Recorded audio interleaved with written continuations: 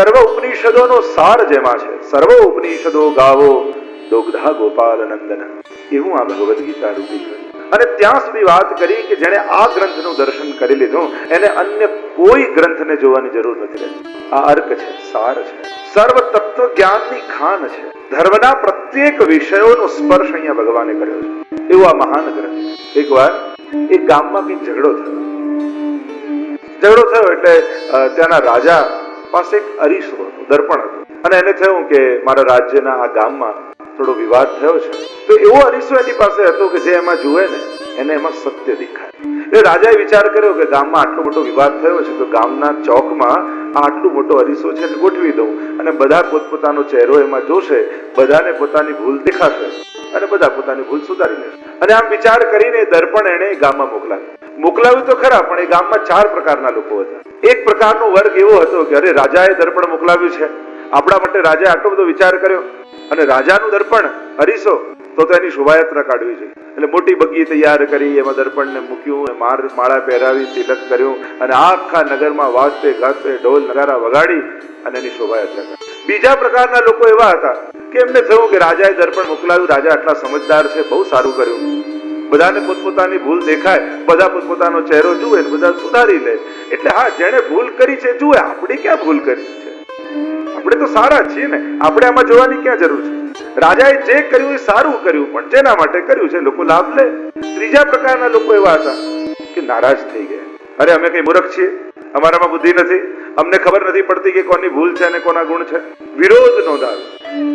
અને ચોથા પ્રકારના લોકો એવા હતા કે વારા ફરતી વારા એ લોકો ગયા ગામના ચોકમાં, અરીસામાં પોતાનો ચહેરો જોયો, પોતપોતાની ભૂલ દેખાઈ, સમજાઈ એમને, અને બધાએ પોતાની ભૂલ સુધારવાના પ્રયત્નો શરૂ કરી. એમ ભગવાને મોકલેલો આ અરીસો છે નેરોબીમાં, એ ભગવદ્ ગીતાજી. હવે આગળ સમજાવવાની જરૂર ખરી.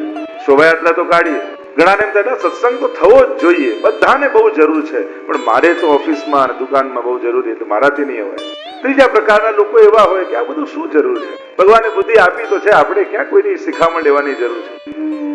એવા વ્યક્તિઓને સુધારવા બહુ અઘરા, જેને એમ લાગતું હોય કે હું સારો જ છું, એવા વ્યક્તિને સુધારવો બહુ અઘરો થઈ જાય. પણ ચોથા પ્રકારના તમારા જેવા શ્રેષ્ઠીઓ કે જ્યાં દર્પણમાં પોતાનો ચહેરો જોવા આજે આવ્યા છે, ભગવદ્ ગીતા રૂપી દર્પણમાં આપણે બધા જ પોતાનો ચહેરો જોઈએ અને જ્યાં જ્યાં આપણી ભૂલ દેખાતી હોય આપણે આપણી ભૂલને સુધારવા માટે અગ્રસર થઈ જઈએ.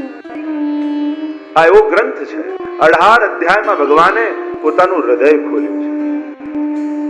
ભગવાને પોતાના મનની જ્યાં વાત કરી છે એ છે ભગવદ્ ગીતા. 18 અધ્યાયનો આ દિવ્ય ગ્રંથ.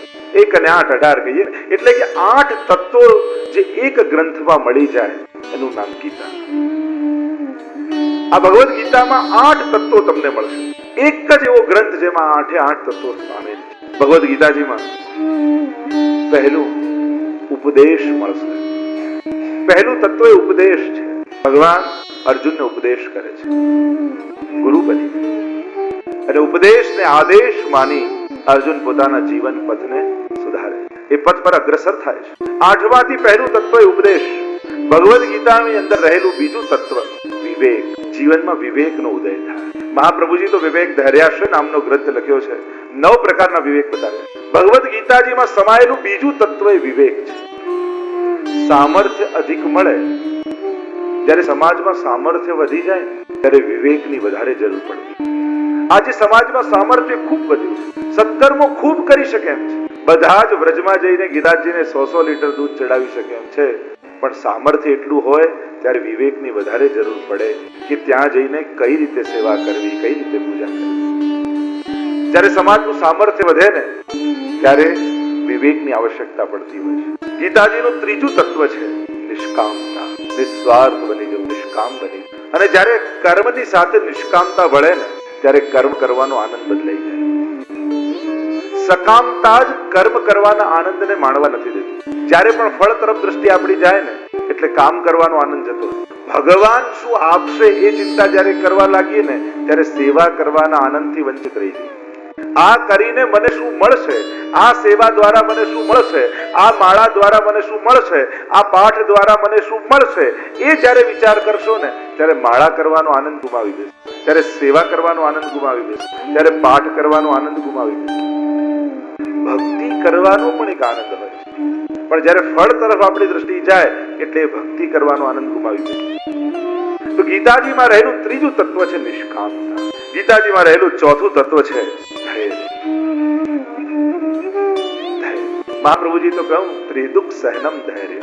ત્રણેય પ્રકારના દુઃખોને સહી લેવા એ જ વૈષ્ણવનું ધૈર્ય છે.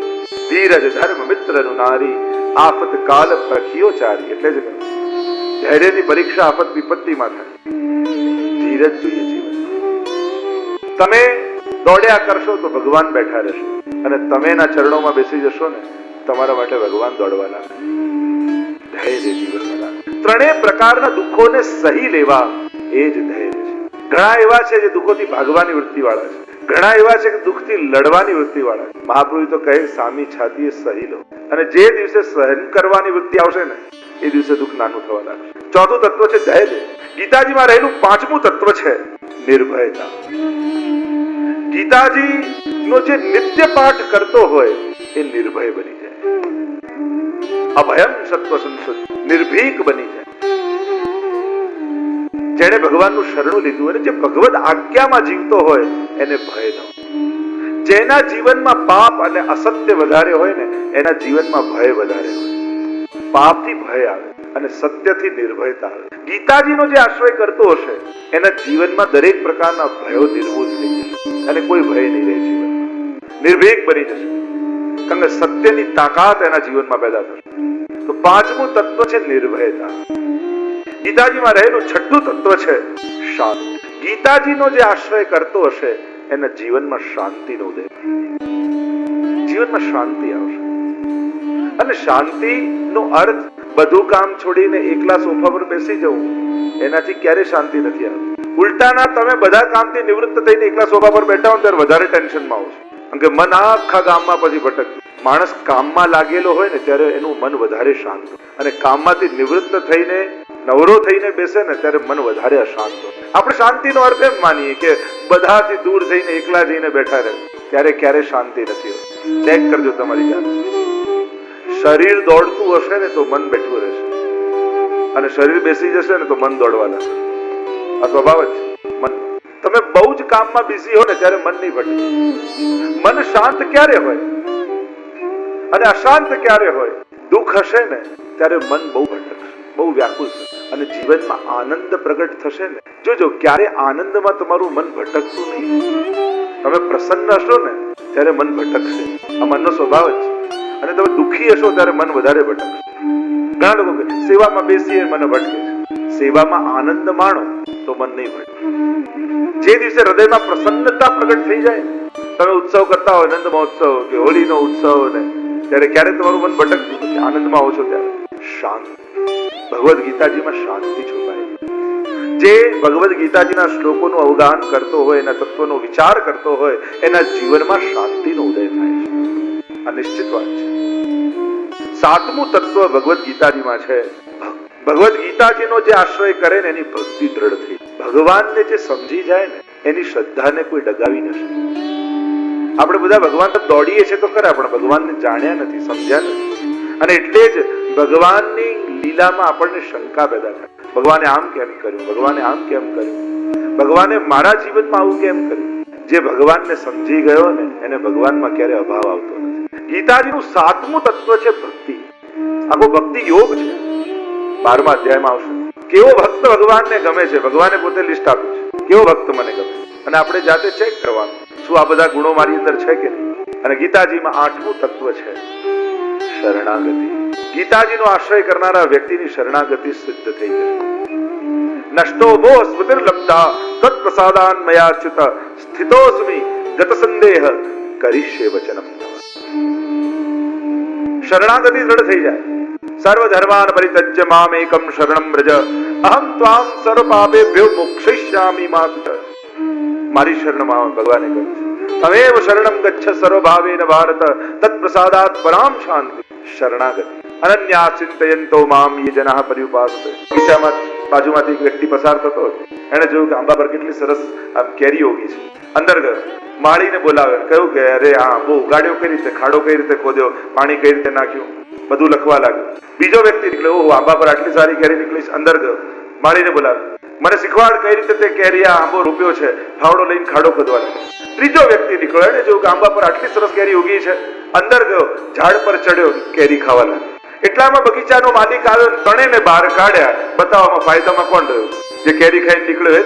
આમ જે ખાડો ખોદવા લાગ્યો એ કર્મ માર્ગી છે, જે માહિતીઓ ભેગી કરવા લાગ્યો એ જ્ઞાન માર્ગી છે, અને જે સેવા અને સત્સંગના ફળ ખાઈ ચાલતો થયો એ ભક્તિ માર્ગી છે. તો મૂળ વાત, તમારો કયો ભાવ, તમે કયા માર્ગે ચાલવા માંગો? કારણ કે ભગવાન તો કહે છે કે તું જેવો ભાવ રાખીને, કારણ કે રસો રૂપ છે ને પરમાત્મા, રસો વૈશ, અને રસનો સ્વભાવ હોય. તમે જે પાત્ર લઈને રસને મૂકો એમાં રસ એવો થઈ જાય. તમે વાટકીમાં મૂકો તો વાટકી જેવું લાગે, થાળીમાં લો તો થાળી જેવું થઈ જાય, પવાલામાં લો તો પવાલા જેવું થઈ જાય. ભગવાન હે રસરૂપ. ભક્તના ભાવના પાત્રને અનુકૂળ પ્રભુ થઈ જતા. ये यथामाम प्रपद्यन्ते तांसथैव भजाम्यहम्. જે પ્રકારે તું મને ભજીશ હું પણ એ પ્રકારે તને ભજીશ. તમે જો ભક્તિ માર્ગે ચાલવા માંગો છો તો તમારે યશોદા બનવું પડશે. અને જો તમે યશોદા બન્યા તો પછી તમારા લાલનને ભૂખે લાગે છે, ઊંઘે આવે છે, તરસે લાગે છે, એ બધા જ ખેલ કરે છે. તમારો ભાવ જો યશોદા, જ્ઞાન પરકનો ભાવ છે તમારો, તો પરમાત્માને ભૂખ નથી લાગતી, કઈ જ નથી લાગતું. અને જ્ઞાન પરક પરમાત્માને ગોતવા એટલે સમુદ્રમાં રહેલી માછલી જેમ સમુદ્રને ગોતવા નીકળે એવી વાત છે. બધું જ બ્રહ્મ છે તો બ્રહ્મને ગોતવા જશે ક્યાં? સર્વત્ર બ્રહ્મ છે તો તમે બ્રહ્મ છો. અણુ અણુમાં બ્રહ્મ છે. એક માછલી બીજી માછલીને પૂછે કે લોકો સમુદ્ર વિશે વાતો બહુ કરે છે, ક્યારેક જોયો નથી, ક્યારેક જોવા જવું. અને સમુદ્રમાં રહેલી માછલી જેમ સમુદ્રને ગોતવા નીકળે, અરે છે જ એની અંદર, એમ સર્વત્ર જો બ્રહ્મ છે, સર્વ ખલુ ઇદમ બ્રહ્મ, તો કણ કણમાં બ્રહ્મ હોય તો તમે બ્રહ્મ છો. પછી બ્રહ્મને ગોતવા નીકળે ક્યાં? અને સર્વત્ર આત્મભાવ થઈ જાય પછી તો આ લોક, સતલોક, બ્રહ્મલોક યા સ્વર્ગલોક, આ બધા લોકો પણ, કારણ કે આત્મા તો સર્વવ્યાપી છે, પછી એને ક્યાંય જવું આવું હોતું જ નથી. જો આત્મરૂપનો ભાવ થાય તો પછી ક્યાં જવા આવવાનું રહેતું જ નથી. પછી તો કેવલ બ્રહ્મ ભાવનો અનુભવ કરવાનો છે. છું બસ એટલું અસ્તિત્વનું જ્ઞાન થાય. અને બ્રહ્મ જે પોતે નિજાનંદમાં રહે છે, જ્ઞાનીઓને એવો નિજાનંદનો અનુભવ થાય છે, બ્રહ્મત્વનો અનુભવ થાય છે. ઉપનિષદે તો બે વસ્તુ બતાવી, દ્વા સુપર્ણા સયુજા સખાયા સમાન वृक्षम परिशस्व जाते. उपनिषद ने एक दृश्य बताया, एक पेड़ की डाल पर दो पक्षी बैठे हैं, एक पक्षी खट्टे मीठे फल खाकर सुख दुख का अनुभव करता है और दूसरा पक्षी खाते हुए इस पक्षी को देख रहा है, दृष्टा भाव. तो જ્યારે જ્ઞાન પરક જાઓ ને પછી આત્મભાવમાં આવો કે તમારી આત્મામાં બ્રહ્મ છે અને આત્માને બ્રહ્મ રૂપે જુઓ તો એ સાક્ષી રૂપે છે, એમ શાસ્ત્રો કહે છે. એ કંઈ કરતો નથી, એ દ્રષ્ટા છે. અને જીવ મન સાથે જોડાયેલો એ આ સંસારના ખાટા મીઠા ફળોને ખાય અને સુખ દુઃખનો અનુભવ કરે, પણ અંદર રહેલો એ આત્મા કેવલ દ્રષ્ટા ભાવે જુએ. અને જ્યારે આત્મભાવનો અનુભવ થાય ત્યારે દ્રષ્ટા ભાવ સિદ્ધ થઈ જાય અને પછી સુખ દુઃખથી જીવ પર થાય અને બ્રહ્મત્વનો અનુભવ થાય. પણ અમારા ભક્તો તો કહે, શું કરું શ્રીજી હું સાયુજ્ય પામી, એકતામાં તમો ન રહો સ્વામી, મારે દાસપણામાં રહે ખામી, વ્રજવાલુ રે વૈકુંઠ નહીં. મિશ્રી થઈ જવામાં આનંદ નથી, મિશ્રી ખાવામાં આનંદ છે. પેડો થઈ જવામાં આનંદ નથી, પેડો ચાખવાનો આનંદ છે. એમ ભક્તિ માર્ગમાં ભગવાનથી અલગ રહીને ભગવત્તાનો અનુભવ કરવાનો આનંદ છે. તમે પોતે પેડો બની જાઓ તો આનંદ શું છે? તો મોક્ષમાં ભગવાન બની જવાનું ને ભગવાનમાં ભળી જવાની વાત છે. ભક્તિ માર્ગમાં ભગવાનના દાસ બની, ભગવાનના ભક્ત બની અને એનો આસ્વાદ લેવાની વાત છે. અને પ્રભુ તો કહે છે તું જેવો ભાવ રાખ. કારણ ભક્તિ માર્ગમાં અનેક ભાવ છે, દાસ્ય ભાવ, સાખ્ય ભાવ, માધુર્ય ભાવ, વાત્સલ્ય ભાવ, અનેક ભાવોથી ભગવાનને ભજવાની વાત કહી છે ભક્તિ માર્ગમાં. એટલે જે ભાવ લઈને તમે આવો, મહાપ્રભુજીને તો કહા સર્વદા સર્વભાવેન ભજનીયો વ્રજાધિપઃ સ્વસ્યાયમેવ ધર્મો હિ નાન્યત્વાપી કદાચન. ભગવાનને કયા ભાવે ભજવા? મહાપ્રભુજી કહે સર્વ ભાવ. એક પ્રભુ જ એવા છે જેમાં સર્વ ભાવ સિદ્ધ થઈ શકે, સર્વ ભાવે ભજવા. जैसे व्रज भक्तों ने भजा. भक्ति केम करवी? नारद जी भक्ति सूत्र में कहूं यथा व्रज गोपिका, जैसे गोपीजनों ने भक्ति की वैसी भक्ति करना. સર્વભાવો છે. તમને જો પ્રશ્ન કરું, તમે ઠાકોરજીને તમારા ઘરે જુઓ, ઠાકોરજીને જોઈને તમારી અંદર કયા ફિલિંગ્સ આવે? કયો ભાવ? કઈક ભાવ જોડાવો છે. તમારી અંદર યશોદાનો ભાવ છે, ગોપીનો ભાવ છે, સખાઓનો ભાવ છે, દાસ્ય ભાવ છે. પ્રભુ સાથે કોઈ ભાવનો સંબંધ હોવો જોઈએ. અને જે ભાવ લઈને બેસશો, પ્રભુ એવા થશે. વાર્તા સાહિત્ય દેખ લો આપ. જ્યાં વાત્સલ્ય ભાવ હતો, ઠાકોરજી લાલન બનીને બેઠા. જ્યાં માધુર્ય ભાવ હતો, ત્યાં મદન મોહન રાશેશ્વર બનીને બેઠા. જ્યાં સાખ્ય ભાવ હતો, हमारे गोविंद स्वामी अष्ट सखा के उनको साख्य भाव था. प्रभुए साख्य भावનું દાન આપેલું. એટલે ઠાકોરજી સખા ભાવથી એની સાથે ખેલે. રોજ ખેલવા જાય ગોવિંદ સ્વામી સાથે. દાવ લઈને પાછા ભાગીને આવી જાય શ્રીનાથજી બાબા. એટલે ગોવિંદ સ્વામી પકડવા દોડે, ગુસાઈજીને ફરિયાદ કરે. સુંદર સુંદર કથાઓ છે સાખ્ય ભાવ.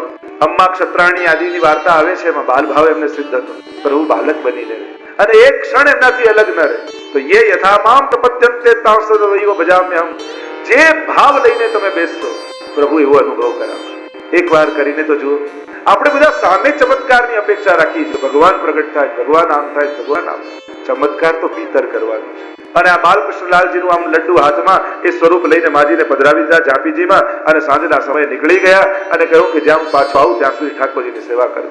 વૈષ્ણવ તો નીકળી ગયા અને સવાર પડી અને ઝાંપીજીમાંથી ઠાકોરજીને જગાડ્યા.